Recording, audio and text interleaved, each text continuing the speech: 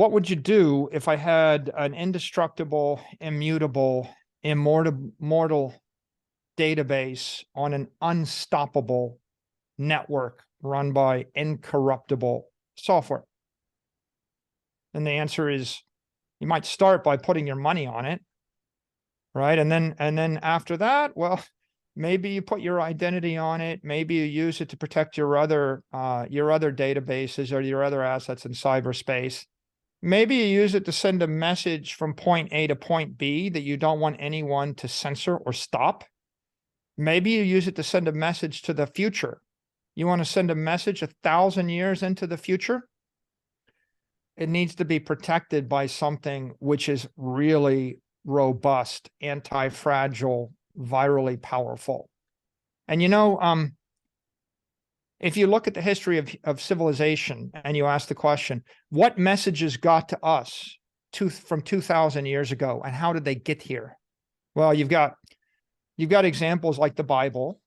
It has to be adopted by an ideology, a very powerful ideology that views itself as having a mission to be keepers of the flame. Or something like the Pantheon, which is a famous building, perhaps the oldest building in Rome. And the Pantheon, was constructed by Marcus Agrippa, and it was maintained and protected by the church for thousands of years.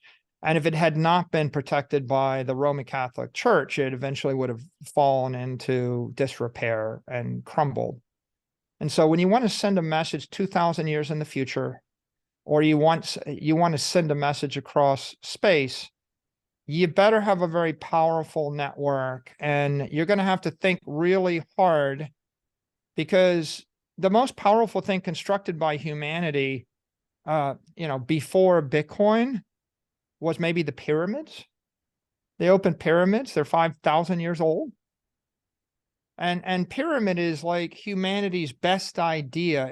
If I create this massive, indestructible, structure of masonry, and I bury it in the ground, and then I kill everybody that actually built it, so that no one knows where it was, and it's buried under the sand, it might last 2, 3, 4, 5,000 years.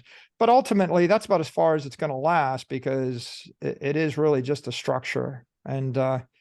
And eventually nature or humanity will undo it. And every pharaoh's grave was eventually robbed by grave robbers and diggers and the like. So that's Bitcoin. It's quite the engineering achievement, I think.